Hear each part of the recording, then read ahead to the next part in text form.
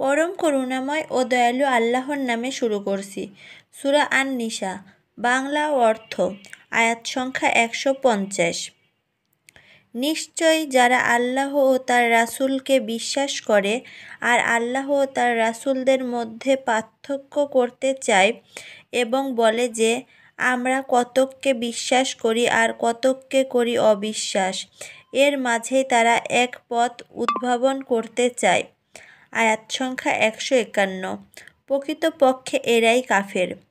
কাফেরদের জন্যই আমি প্রস্তুত করে রেখেছি লাঞ্ছনাকর শাস্তি। আয়াত সংখ্যা ১৫২।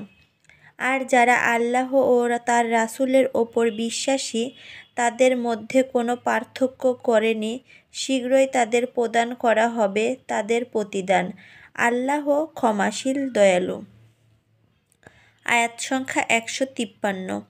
কিতাবীরা আপনার কাছে আবেদন করে তাদের জন্য আকাশ হতে কিতাব আনতে, কিন্তু এরা মূসার কাছে এর চেয়েও গুরুতর দাবি করেছিল। তারা তাকে বলেছিল, প্রকাশ্য আল্লাহকে দেখাও।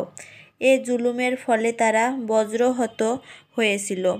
প্রকাশ্য প্রমাণ আসার পরও তারা গোবর্ষকে উপাস্য রূপে গ্রহণ করেছিল।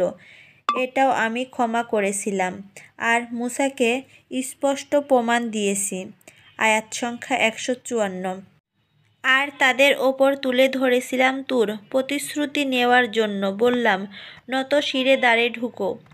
আরও বললাম, শনিবারে সীমালঙ্ঘন করো না।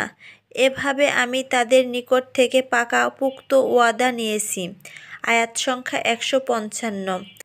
তারা অভিশপ্ত হয়েছিল অঙ্গীকার ভেঙে আর আল্লাহর আয়াতের অস্বীকার অন্যায়ভাবে নবী হত্যা।